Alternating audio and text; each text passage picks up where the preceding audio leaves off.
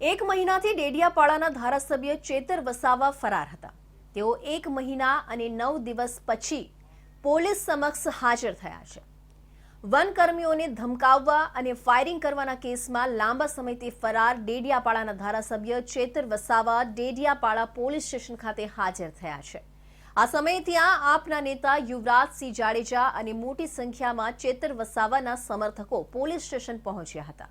છેલ્લા 1 મહિનો અને 9 દિવસથી પોલીસ ચોપડે ફરાર એવા આમ આદમી પાર્ટીના ધારાસભ્ય ચેતર વસાવા હાઈકોર્ટમાં આગોતરા જામીન અરજી ખારીજ થયા બાદ ડેડિયાપાડા પોલીસ મથકે પોતાના સમર્થકોની હાજરીમાં પહોંચ્યા હતા અને આત્મસમર્પણ કર્યું હતું। આ સમયે એમણે કહ્યું હતું કે હું સામેથી સરેન્ડર થવા આવ્યો છું।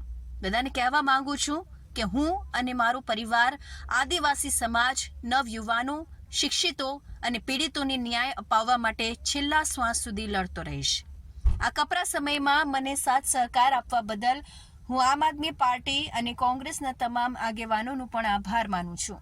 બંધારણથી ચાલતી દેશની ન્યાય પ્રણાલી આ સંદર્ભે ન્યાય આપશે એનો મને વિશ્વાસ છે। સામેથી સરેન્ડર થવા માટે આવ્યા છે અને સરેન્ડર થઈશું।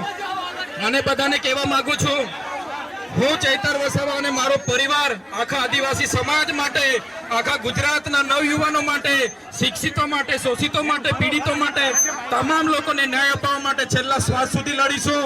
હું આમ આદમી પાર્ટીના તમામ આગેવાનોનો પણ આભાર માનું છું, કોંગ્રેસના તમામ લોકોનો પણ આભાર માનું છું, જેમને મારે આ કપરા સમયમાં મને સાથ અને સહકાર આપ્યો છે।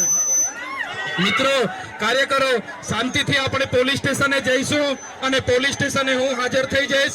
વનકર્મીઓને ધમકાવવા અને હવામાં ફાયરિંગ કરવાના કેસમાં લાંબા સમયથી ફરાર ડેડિયાપાડાના ધારાસભ્ય ચેતર વસાવા ડેડિયાપાડા પોલીસ સ્ટેશનમાં હાજર થયા છે। રાજ્યમાં આપના ધારાસભ્યની પક્ષમાંથી વિદાયના અહેવાલો બાદ આ સમાચાર સામે આવતા ચકચાર મચી છે।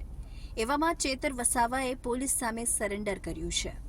તારીખ 2/11/2023ના રોજ ધારાસભ્ય શ્રી ચેતર વસાવા અને અન્ય આરોપીઓ વિરુદ્ધ ડેડિયાપાડા પોલીસ સ્ટેશનમાં આર્મ્સ એક્ટ, ગેરકાયદેસર મંડળી અને બળજબરીથી પૈસા પડાવવા અંગેનો ગુનો નોંધવામાં આવેલો, જે અનુસંધાને આજ દિન સુધી તેઓ ધરપકડથી બચી પોતાનો બચાવ કરી અને ભાગતા ફરતા હતા, નાસ્તા ફરતા હતા।